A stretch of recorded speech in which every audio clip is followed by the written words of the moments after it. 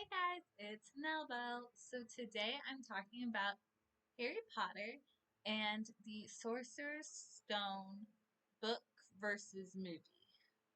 I know I said I was probably going to do the help, and I said I might do Harry Potter and stuff. I am doing the help, but I finished the Harry Potter book first, and I watched the movies like a month ago. So I'm going to recap the differences of the first book compared to the movie, and I will probably go through all of them to compare. But yeah, so first I'm gonna say some of them have some of the differences are throughout the movies, like with appearances. But I'm gonna say the differences with the appearances. Um, Harry's eyes in the movie, I think Daniel Radcliffe's are blue or brown, and in the book they're green like his mom's, and they do say that. They say that a lot in the books. They say it one. I know Snape says it in the last movie. You have your mother's eyes. So, um, and I know, and I mean, probably everyone knows because the movie's been out for years and years. Um, Daniel Radcliffe was allergic to the contacts, so they did try it. They had like one video. They tried it for a day. Didn't work, so they just skipped it. But yeah, so Harry's eyes are different. Hermione's teeth. She actually does have, so she's supposed to have buck teeth, um, in the first, well, she has them until the fourth book, but so buck teeth, which she wears in her first scene on the train, but it's not, she doesn't wear them any other time, just that one scene. Um, so those two, and then the Dudleys, uh, Dud, the the Dursleys, Dudley Dursley and Petunia. They are supposed to be blonde, like their figures are different. Uh, Ron is supposed to be very lean and tall, and he's not in the movies. So there are a lot of physical differences, and those are throughout the movies. But anyways, so going on. So differences. A lot of these aren't actually big differences. There's um, so the snake that Harry, um, my little doll, that Harry, when he's at the zoo with the Dursleys, that is different type of snake from book to movie. I didn't write. I think one's a boa and one's a python, maybe. I didn't write it down which what the snakes were, but I know they're different in the book compared to the movie. So once Harry finds out he's a wizard, Hagrid, um, when Hagrid tells him about he has magic, or he's a wizard, and he takes him. Well, so you see him use magic when he does that, and he uses magic, and he says, he's not supposed to do that. Don't tell. And it kind of is confusing because later you know that they can track when a child does use magic, like or they at least know it was, but in a different book they clarified that they know it was done around them. They don't necessarily know who did it. That's how Tom Riddle got people to get accused of crimes when they didn't do the magic. Um, so it's a little confusing, but in the book, he was told to get Harry, he might have to use magic. Like it was clarified he was going to be allowed to do it if he needed to get Harry. So he shouldn't have done like the tail on um, Dudley, but he was allowed to use magic. He said that's not the reason he took the job, or he said that's part of the reason he took the job to go get Harry, but he wanted to get Harry anyways. So he did that. In the book,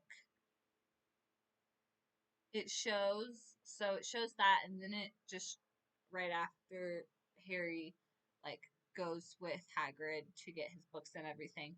Shows Hagrid take him to King's Cross, and that did not happen in the books. In the books, and like it shows Hagrid drop him off. In the books, Hagrid, like Harry goes home because that's July 31st and school isn't until September 1st. So he actually goes home and is there for the month. And then the Dursleys actually drop him off at King's Cross, and they, like they say, they only dropped him off because they were going there anyways. But yes, they dropped him off at um, King's Station, not Hagrid. So also meeting Draco in the movies, Harry meets Draco at the school when he says not to be his friend and everything. That actually happened in the books when Harry is at the stores getting his robes. He meets Draco there. And he's like, he already doesn't like him, and yeah. Yeah. So that's another difference. Okay.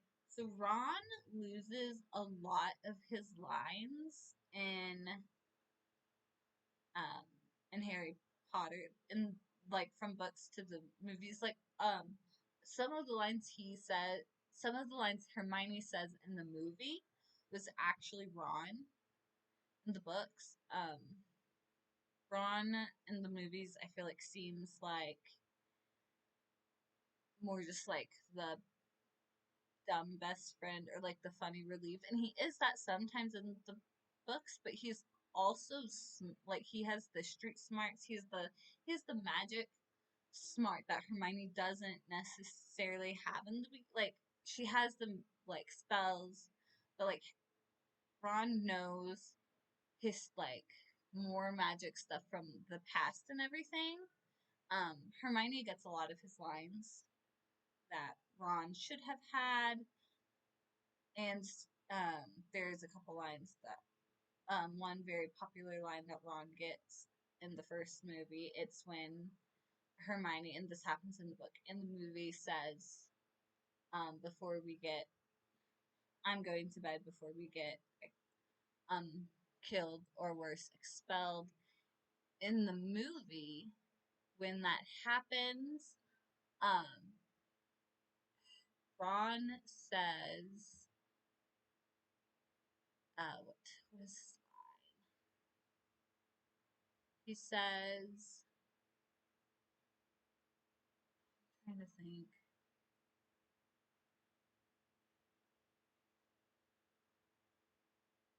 He says something, and it's like an iconic line. Um, I can't.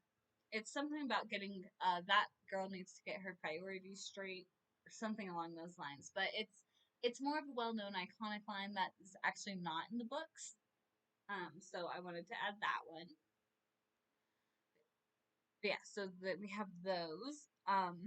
And at King's Cross Station, when the twins see Harry, they know it's Harry before, like in the movies, no one knows it's Harry until he introduces himself. But the twins, Fred and George, figure it out before that happens, and like they get it clarified. But yeah, they're like, "Oh, that's Harry Potter." Um, Peeves is a ghost in the books. I don't think he's in the first movie at all. Um, the Sorting Hat. So in the movies, they do the Sorting Hat in like a random order. Um, in the books, the kids go in alphabetical order from last name to when they get called to do it. So Harry's not the last one to do it. And the Sorting Hat has a song, and it actually changes each year, but And this one you hear a song, and it actually like gives a lot of um, clarifications to the different houses and what um, each house, like the different, what Ravenclaw is, what Hufflepuff is. It gives the different stuff. One other thing that I'm going to mention, I know there's a couple, I think there's a couple more, like, I know there's some slightly different changes, which a lot of these actually aren't too significant, but, um, like I know the way Coral dies is a little different movie to book. I think in the movie it's like by Harry's hand, it like burns him, and then in the book I think it's like Voldemort leaves his head or something. He dies. But one thing that I find interesting, I hadn't noticed. I've read the books three or four times. When I was reading it this time, I realized that when they're talking about the motorbike that Hagrid has, they mention that it was once Sirius Black's, and that's not really like a significant thing at that time. But when they mention Sirius Black later and the third book and movie, um, it's just like it's a connection that they have already made beforehand to mention him. Yeah, Sirius Black is mentioned in the first one when they say it was his motorbike. So those are some of the differences with Harry Potter and the Sorcerer's Stone book versus movie. If you have other differences, please comment down below. I would love to hear them. And please like and subscribe to my channel. I will do more book versus movie. I will be reading more books and discussing them. If there's a certain book versus movie, or if there's a certain type of video you would like, comment down below. Anything Harry Potter, I'm down to do. So if there's something Harry Potter related you'd like me to do, please comment down below. Like and subscribe for more videos. I will see you guys next time.